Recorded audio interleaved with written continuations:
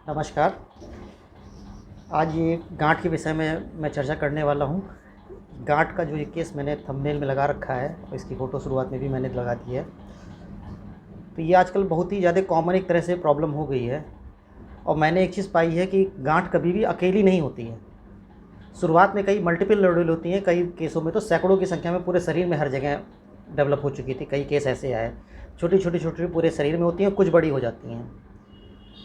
ये गाँठ मैंने पाया है कि जब तक इसमें दर्द नहीं आता, चिंता का विषय नहीं रहता है। लेकिन जैसे ही जिस दिन दर्द स्टार्ट हो गया उसमें, और वो छूने में जब तक मुलायम महसूस हो रही तब तक कोई दिक्कत नहीं, लेकिन जिस दिन उसमें जो है सख्तपन आ गया, कड़ापन आ गया और दर्द आ गया, तो इसका मतलब है कि अंदर कोई ना कोई बीमारी पनपनी शुरू हो गई। और गाँठों का पनपना ऐसे भी अच्छा नहीं माना जाता है। अगर किसी व्यक्ति में गाँठें पनप रही हैं तो होम्योपैथिक फ़िलॉसफ़ी में कहा जाता है कि वो साइकोटिक टेंडेंसी का पेशेंट है। उसके अंदर गाँठें बनना स्टार्ट हो गई, साइकोटिक टेंडेंसी है।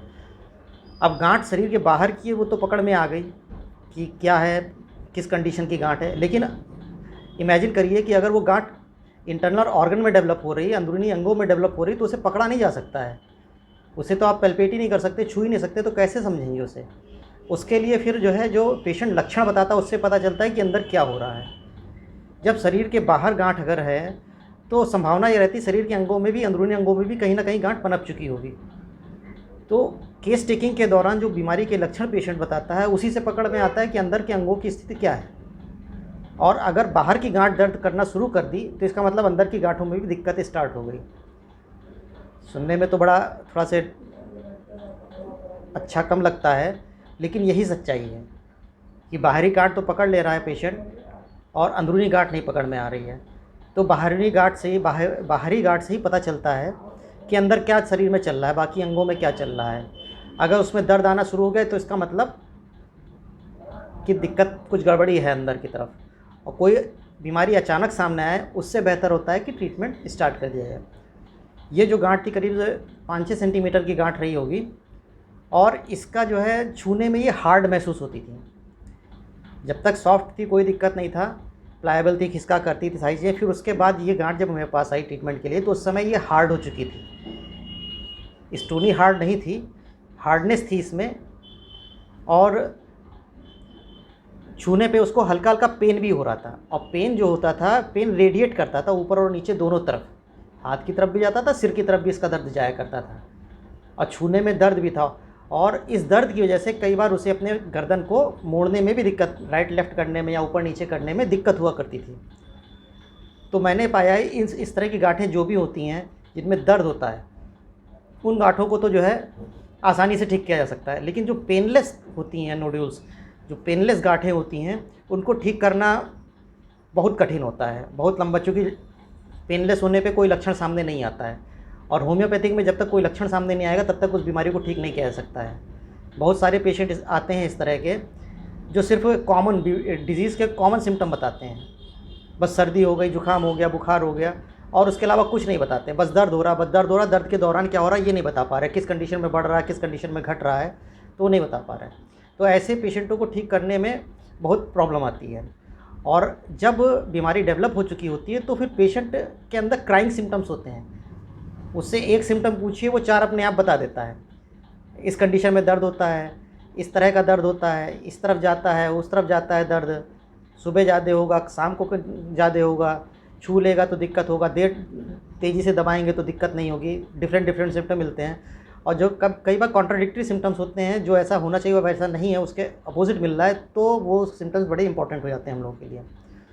और मैंने अक्सर देखा है जो इस तरह की गाँठें आती हैं, पेनफुल होती हैं, कड़ी होती हैं, उनको ठीक करना बहुत आसान हो जाता है। और मैंने पाया है कि ये गाँठें पहले 1 महीने की इलाज के दौरान ही चौथाई रह जाती हैं घट के, इनका साइज़ जो है 1/4 रह जाता है। लेकिन फिर इस 1/4 गाँठ को गलाने के लिए फिर कई महीने लग जाते हैं, कई महीनों जो है ट्रीटमेंट चलता है। क्योंकि वो पेनलेस होने, फिर उसके बाद पेनलेस हो जाता है, सॉफ्टनेस आ जाती है। जहाँ 1 महीने का जब ट्रीटमेंट होता है तो उस दौरान वो पेनलेस हो जाएगी, सॉफ्टनेस हो जाएगी, जो कंप्लेंट्स होती हैं वो ओवरकम होने लगती हैं, कम होनी स्टार्ट हो जाती हैं। तो जब सिम्टम्स कम होने लगते हैं तो नोड्यूल्स की दवा को डायग्नोस करने में भी प्रॉब्लम महसूस होने लगती है। लेकिन क्योंकि अदर सिम्टम्स उसमें आते हैं, तो उसके बेस पे फिर दवाएँ चलती हैं और धीरे धीरे कंप्लीट 100% तो ये गांठें कभी नहीं ख़त्म होती हैं, इसका 1/10 रह जाएगा, फिर वहाँ जाके अधिकतर छूट जाती हैं। और मैं भी उन केसों को छोड़ देता हूँ जब 1/10 पे पहुँच जाती हैं कि अब ये पेनलेस हो चुकी है और किसी तरह कोई कंप्लेंट नहीं है, तब फिर मैं कुछ समय देता हूँ पेशेंट को रिकमेंड करता हूँ कि जो है कुछ समय के लिए ट्रीटमेंट बंद किया जाए और कोई दिक्कत होगी तो फिर इसे स्टार्ट किया जाए। और गांठों के लिए के विषय में भी मेरा ये मानना है कि होम्योपैथिक से बेस्ट कोई भी नहीं है पैथी कि गांठों को कंट्रोल करने में। और जो लोग होम्योपैथिक रेगुलर पेशेंट ट्रीटमेंट लेते रहते हैं उनके अंदर किसी प्रकार की गांठ भी नहीं पनपने पाती है। तो जो हम लोग दवाएं देते हैं वो एक तरह से देखा जाए कि ट्यूमर कैंसर की प्रिवेंटिव भी मेडिसिन एज एक्ट करती हैं कि जिस पेशेंट को हम लोग के ट्रीटमेंट से आराम मिल जाता है हमारे ट्रीटमेंट से, फिर उसको भविष्य में कभी ट्यूमर कैंसर पनप भी नहीं पाता उन गांठों में। ये सबसे अच्छाई है होम्योपैथिक की। अब पेशेंट अगर भाई एकदम गलत ही चीज़ें करना शुरू, बस पेशेंट को थोड़ा ध्यान रखना पड़ता है इस गांठों के ट्रीटमेंट के दौरान कि खट्टी चीज़ें नहीं खानी रहती हैं।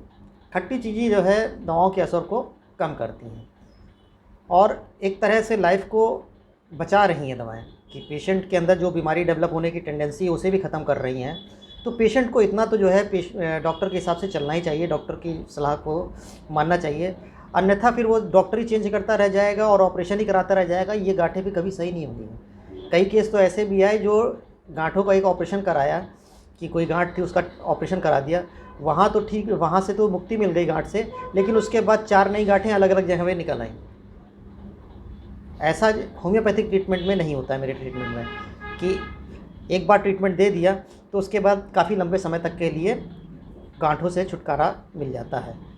लेकिन हाँ, अगर पेशेंट को मैंने जैसा बताया पहले कि 1/10 गांठ रह जाएगी, अब उस 1/10 को ख़त्म करने के चक्कर में पेशेंट अगर जोर देता है तो मैं मना कर देता हूँ। और अगर किसी और के पास जाके वो ट्रीटमेंट कराने को सोचता भी है तो कई बार उसका बड़ा निगेटिव इफेक्ट आया है, क्योंकि फिर वो पता नहीं कौन सी क्या दवाएं चला रहा है। और अधिकतर सबसे बड़ी गलती होती है कि आजकल तो जो है टीवी पे और फेसबुक और व्हाट्सएप पे इतने आयुर्वेदिक नुस्खे आया करते हैं कि आदमी जो है अपना केस खुद ही स्वयं बिगाड़ लेता है कि मैंने अगर ट्रीटमेंट देने से मना कर दिया, कुछ सोच समझ के मैंने मना किया है कि 1/10 से वो नीचे नहीं जाएगी, लेकिन उन्हें 100% आराम पाने के चक्कर में वो गलतियां करना शुरू कर देता है।